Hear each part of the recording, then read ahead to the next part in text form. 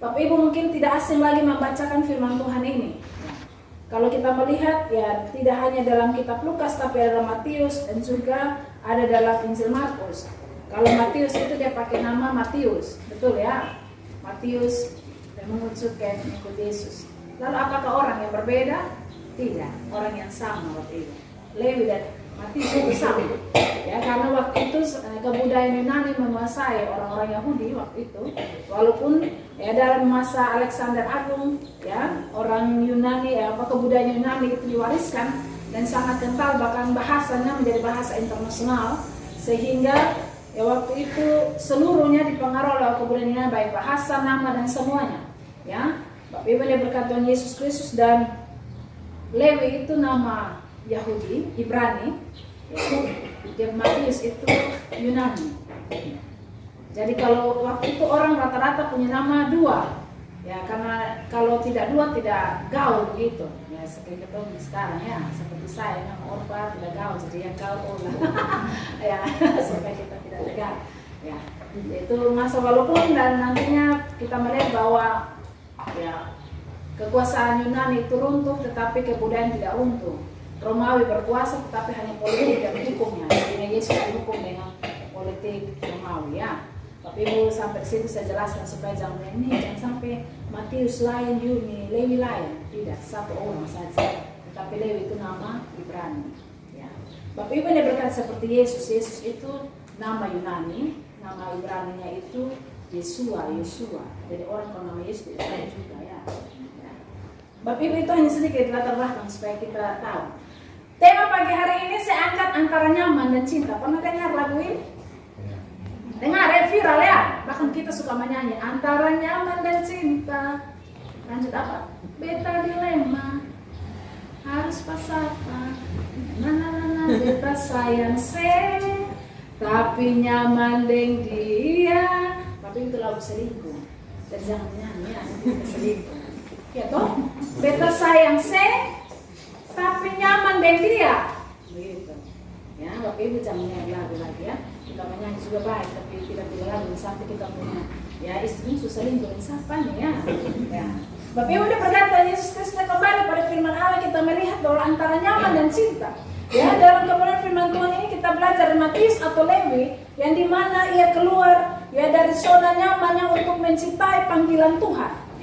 Mencintai panggilan Tuhan. Ada dua hal yang saya bawakan pagi hari ini tentang antara nyaman dan cinta.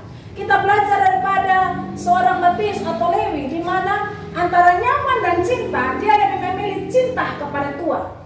Ya, Tuhan yang memanggil dia. Mari kita melihat ayat 27 dan 28. Firman Tuhan berkata tadi bahwa ketika Yesus pergi keluar, ia melihat seorang pemungut cukai yang bernama Lewi sedang duduk di rumah cukai. Yesus berkata kepadanya, ikutlah aku. Maka ayat 28 dia berkata, berdiri Lewi dan meninggalkan segala sesuatu dan meninggalkan segala sesuatu untuk ikut Yesus. Hal yang pertama bahwa antara nyaman dan cinta, Matius atau Lewi memilih cinta kepada Tuhan dengan meninggalkan kehidupan yang lama atau bertobat untuk hidup bagi Tuhan. Ya. Meninggalkan kehidupan yang lama atau bertobat dan mengikuti panggilan Tuhan. Kita melihat bahwa seorang Lewi atau Matius ini dia seorang pekerja. Dia bekerja di kalau sekarang ya kantor pajak begitu ya. Pekerjaannya tidak salah. Saya tidak mau ajak hari ini bahwa Tuhan panggil jadi Bapak Kepala Dinas, mari kau berhenti dari Kepala Dinas dan Bapak Sek, berhenti semua kita berhenti dari PNS kok. Kita melayani Tuhan. Tidak demikian dalam makna, bukan demikian. Tetapi memang saat itu khususnya bagi Lewi, memang Tuhan panggil dia khusus untuk menjadi murid Yesus ya. Bapak Ibu yang berkat Tuhan Yesus, pekerjaan tidak masalah waktu itu. Tetapi yang menjadi masalah adalah bagaimana mereka bekerja bagi orang Romawi yang adalah penjajah. Mereka bekerja dengan cara tidak benar, yaitu korupsi. Mereka tagih pajak ini lebe-lebe daripada orang-orang Yahudi, orang-orang mereka sendiri. Yang mereka kasih naik, yang pajak mereka ambil separuh, store separuh. Nah itu yang Tuhan terus. Bahkan kepenglihat bahwa orang Farisi mereka tidak suka. Makanya dalam ayat ini bilang orang Farisi, orang tidak suka. Kenapa? Yesus kenapa duduk orang berdosa? Baik itu ya Sakeus juga pemungut cukai. Kita baca orang mulai dicap, orang-orang boros, orang-orang tidak layak, orang-orang yang tidak pantas. Tapi saudara Bapak Ibu yang berkati Tuhan Yesus, mari kita lihat bahwa ketika Tuhan datang bagi dia tidak memilih zona nyamannya. Ya, kita melihat bahwa seorang Matius ini bukan panggil dia di saat dia ada di tempat cukai, dia bekerja dalam catatan Alkitab. Bahkan kita melihat bahwa ketika zona nyamannya adalah di situ penghasil uang, benar? Dia punya banyak uang, dia kaya, benar? Dia pun zona nyaman itu terlalu luar biasa. Tapi waktu Tuhan panggil dia, apakah dia bilang dia masih memikirkan dia zona nyaman ini beta keluar, misalnya pakai bahasa Kupang ya, atau bahasa kita sehari-hari. Kalau beta keluar ini, wih ini ancur sudah, ya. Jadi gembel sudah, ya. Tetapi Bapak Ibu kita melihat antara nyaman dan cinta. Dia melihat cinta Tuhan bagi dia yang berdosa itu, dan dia respon cinta Tuhan dengan berkata, dia tinggalkan segala sesuatu. Bapak Ibu bagaimana dengan kita hari ini? Pertanyaannya bagi kita, kalau seorang Lewi otomatis keluar dari dosa, keluar dari tempat dosa, dia menuju kepada terang Allah, dia tinggalkan segala sesuatu yang namanya dosa, dia menuju kepada Tuhan. Hari ini bagaimana saya dan saudara, Bapak Ibu? Ya, bagaimana kita? Kita sudah menjadi Kristen dari kandungan, bahkan lahir, bahkan baptis di sini dan dinikahkan secara Kristen. Tetapi apakah saudara dan saya ada dalam cinta kita yang sungguh-sungguh kepada Tuhan dan mau berkorban, atau ada nyaman dalam zona kita? Jangan korek. Mari kita berevaluasi sedikit, berevaluasi tentang diri kita.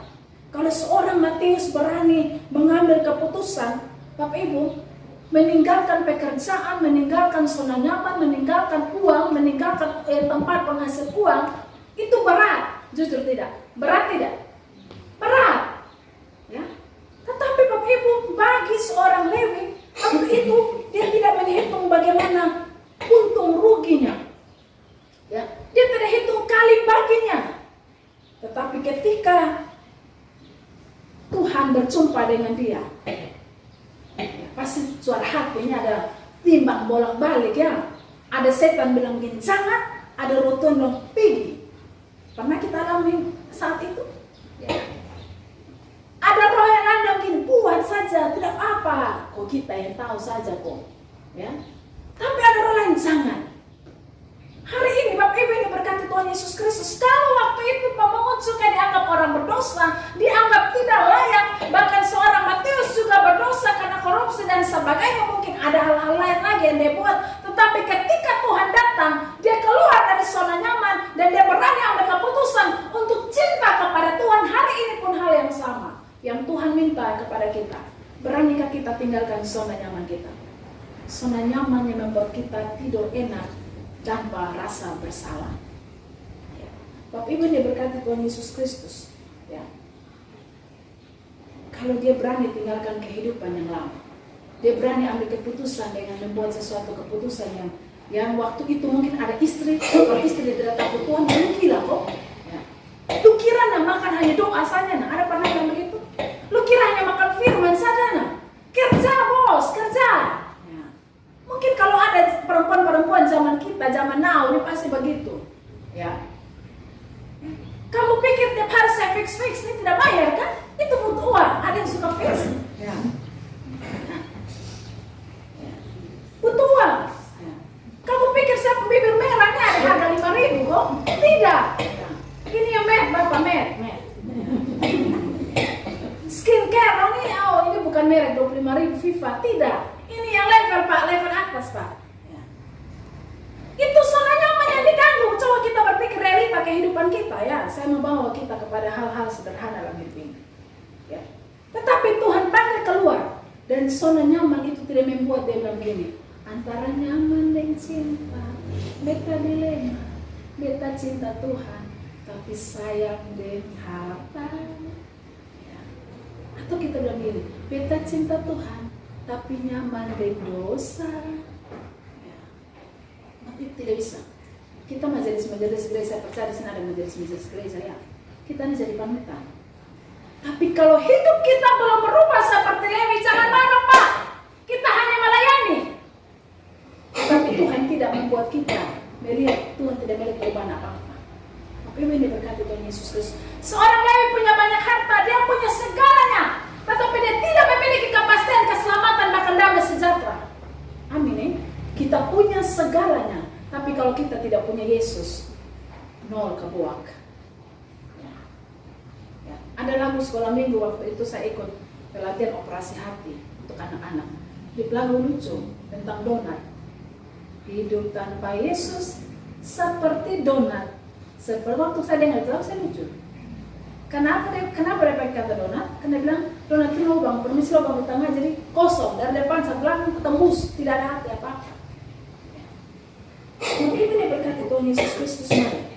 Kira-kira hal apa yang membuat kita belum tinggalkan dan rasa aman? Ya, dan kita melihat Galatia 19, Galatia 5 sampai 21, 1 Korintus 9 ayat 9 sampai 10 itu berbicara banyak-banyak perbuatan daging. Ya, tapi coba nanti lihat di rumah, ya. Kita lihat bahwa jangan sesat orang bebal, penyembahan berhala, berzina, benci, pemburit, pemabuk dan semua. Itu tidak layak dan tidak akan masuk kerajaan Allah. Saya tidak omong tentang dunia, mungkin dunia pekerjaan, ada hal-hal yang mungkin kita sama dengan Matius ini. Ada hal yang kita salah jalan, mari kita kembali. Amin ya.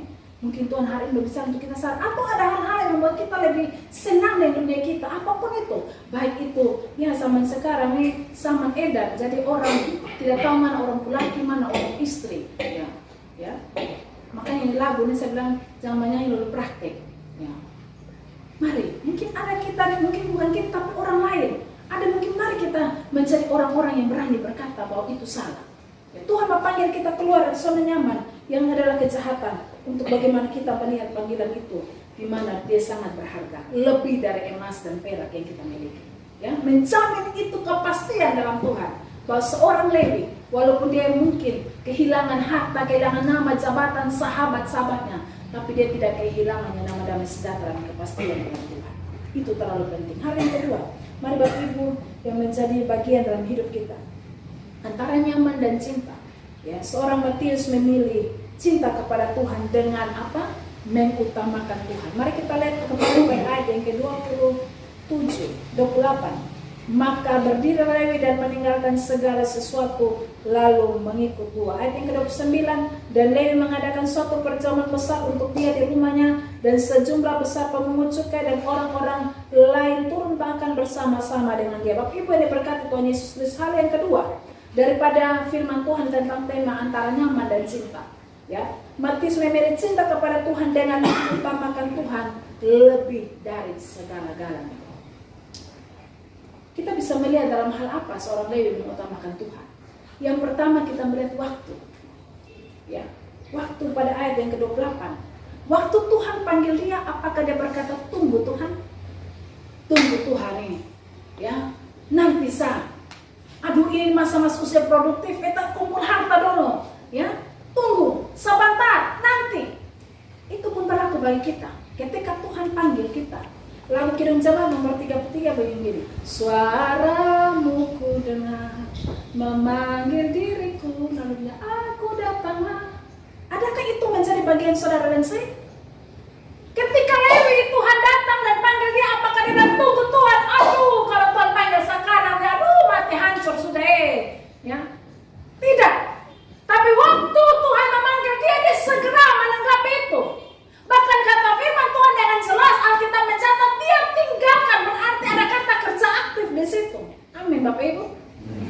Kita tidak bilang iya, kayak firman Tuhan ayat dalam Alkitab lain bahwa ada yang berkata iya, tapi dia tidak pergi. Benar ya? Tapi ada yang berkata tidak, tapi dia menyesal lalu dia pergi. Ya, itu ada perumpamaan di situ. Bapak Ibu yang berkata hari ini kita melihat Lewi, dia tidak bilang tidak, dia bilang iya dan dia lakukan. Hari ini pun hal yang sama, Tuhan mau bilang, waktu kita seperti apa dengan Tuhan, respon kita seperti apa ya dengan Tuhan. Contohnya ibadah ya, ibadah di sini mungkin semua hadir, tapi mungkin ibadah di rumah. Ya, ketika ibu bilang Bapak mari kita berdoa nanti saat. Nanti tapi tangan tunggu beta sibuk. Ya ini dan terlalu banyak.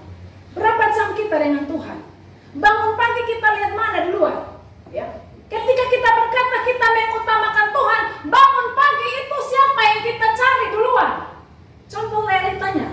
Apakah memang ini yang menjamin kita untuk tahu bahwa surga itu seperti apa dan siapa juru selamat? Atau ini duluan siapa yang WA kita? Ya. Atau siapapun status yang sementara naik, sindir beta atau tidak? Bapak Ibu yang berkata Tuhan Yesus Kristus bahwa ketika seorang Lewi mengutamakan Tuhan waktu berbicara bahwa tidak ada kata merespon dengan sungguh-sungguh memberi. Hari ini pun Tuhan sama datang kepada saya dan Bapak Ibu. Tidak hanya Bapak Ibu, saya juga.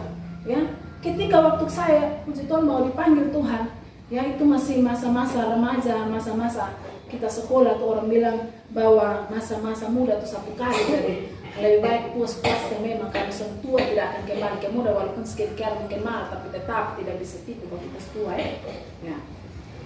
Nah Bapak Ibu, panggilan itu datang untuk bagaimana memberi diri kepada Tuhan. Ya. Dan ketika dipanggil Tuhan, Bapak Ibu memang banyak hal yang bergejolak. Ini nih kita hidup ada bergaul enak nih baru datang ya dengan cara Tuhan memanggil banyak hal yang cara tidak enak yang tidak enak. Ya. Tetapi bagaimana saya mau bilang bahwa kalau Bapak Ibu Lewi dipanggil Tuhan, kita dipanggil Tuhan, maka Tuhan bilang tidak ada kata nanti, tetapi saat ini, sekarang, tidak tunggu. Hal yang kedua kita bisa melihat tidak hanya kata waktu, tetapi juga keputusan dan tindakan pada ayat yang ke-29. Keputusan seorang Lewi bagaimana dia melakukan perjamuan rasa syukur kepada Tuhan. Kita melihat ya, dia undang dengan teman-teman, ya.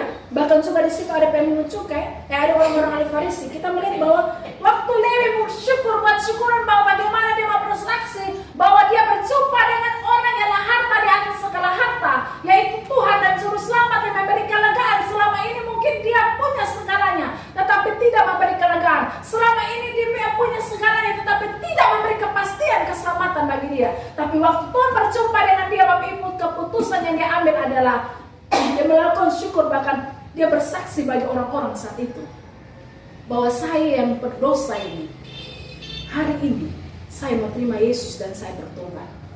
Bapak Ibu yang diberkati Tuhan Yesus, dia buat syukuran. Kita hari ini nih buat syukuran itu banyak hal.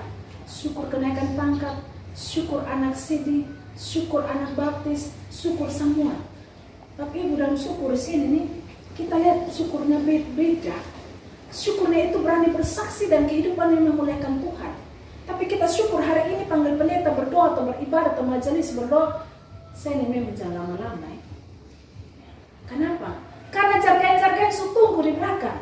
Habis syukuran saya tidak tahu di Soe tapi di Kupang rata-rata orang habis syukuran, habis apa? Syukur sidiko, baptis, konepan, semua habis itu bagoyang, minum mabuk, lalu berpukul, lalu masuk penjara. Tapi di sini tidak ada, amin. Ya, di sini tidak ada. Di sini semua orang-orang Lewi semua yang bertobat ini, nanti seperti itu ya. Ya. Bapak Ibu ini saya bilang bahwa kalau seorang Lewi tinggalkan itu dan dia buat syukur, dia buat bukti nyata pengakuan tidak banyak orang bahwa saya hari ini yang saya bukan yang dulu lagi. Ya, hidup yang saya alami ini bukan yang saya lagi. Yang dulu telah berlalu, yang lama telah berlalu, yang sesungguhnya yang baru sudah datang. Tapi jangan menyanyi, aku masih seperti yang dulu. Dulu sampai hari ini sama saja. Yang pemabuk dia bilang, aku mabuk lagi. Yang judi lagi. Saya nggak bilang baik-baik, melayani tapi judi, melayani masih mabuk, ya melayani masih berdosa sama. Tidak akan berarti di hadapan Tuhan. Ingat baik, tadi Galatia bahkan 1 Korintus, orang-orang yang demikian tidak akan mendapat bagian dalam kerajaan surga. Ya. Dia berani ambil keputusan syukur ini murni. Tidak ada pesta pura goyang tangan dua ke atas. Tidak ada. Saya bukan berarti hari ini kalau begitu dengan dansa. Ya silakan mau berdansa di istri, silakan ya. Tapi bakal lain ini gara-gara dansa di istri orang lain. Ya, akhirnya viral. Ya. Tapi Ibu berkati Tuhan Yesus Kristus. Saya bilang saya, ya sudah Kristen dari lahir. Apakah kesaksian hidup kita memuliakan Tuhan? Apakah kita sungguh-sungguh sudah menjadi Matius Masakin? Apakah kita sudah sungguh-sungguh menjadi orang-orang yang bercahaya? Sebab Matius pasal 5:16 dia bilang begini, demikianlah hendaknya terangmu bercahaya di depan orang, supaya mereka melihat perbuatanmu yang baik dan memuliakan Bapamu di surga. Sudahkah kita percaya pada orang lain? Sudahkah kita berani ambil sikap seperti seorang Lewi? Bapak Ibu, dua hal ini saya bilang. Yang pertama antara nyaman dan cinta. Matius memilih cinta kepada Tuhan dengan meninggalkan segala hidup yang lama.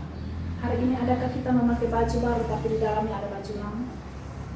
Artinya bahwa hari demi hari baru, Desember datang, Natal, Paskah datang, tetapi kita tidak tanggalkan hidup yang lama. Maka mari perbaikilah selagi anugerah Tuhan masih ada. Waktu anugerah itu satu kali, amin ya, Kairos. Waktu Tuhan datang kepada Matius itu satu kali. Waktu itu juga datang kepada kita satu kali. Waktu yang kedua adalah Tuhan panggil pulang. Kalau Tuhan panggil pulang tidak ada Matius minta batu pastinya di surga. Tapi kita bertambah di mana? Ya. Yang kedua, antara nyaman dan cinta, dia mengutamakan Tuhan. Baik waktunya, baik kesaksian hidupnya, keputusannya, dia berani saksikan di depan banyak orang. Bahkan di antara teman-teman pemungut cukai. Kadang-kadang kita ini kan main abu-abu tuh.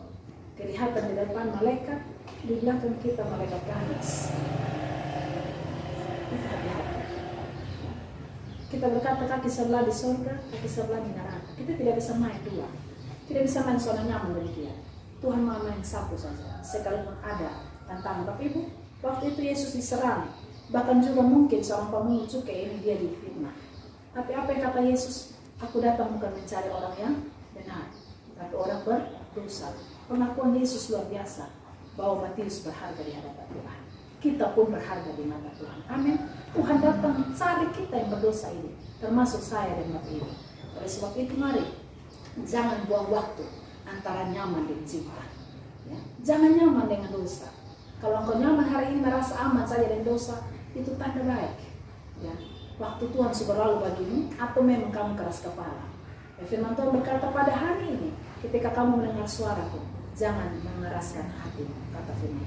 Saya akhirnya menutup dengan satu ilustrasi cerita. Ya, kalau sudah lama, gerak saja bahwa itu sudah akhir waktu. Ya.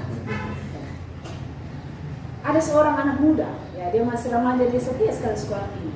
Lalu dia masa SMA setelah kasih sidik, pendeta datang ke rumah. Mungkin Bapak Ibu pernah dengar cerita ini. Ya, pendeta ini bilang begini, adik, ya kami kurang ngurus sekolah ini. Dia bisa tolong kau jadi guru baru begitu. Dia bilang bangsa saya masa sekolah, nanti saya suruh ini lulus baru saya ini jadi guru sekolah ini. Lalu setelah dia tamat, dia masuk kuliah, Bapak pendeta datang, adik, ini kita kekurangan tidak ada ini kita pemuda. Jadi bisa kok kali ini adik dan kita pernah rumah saya sibuk kuliah, dan saya kuliah habis loh. Saya jawab iya kok.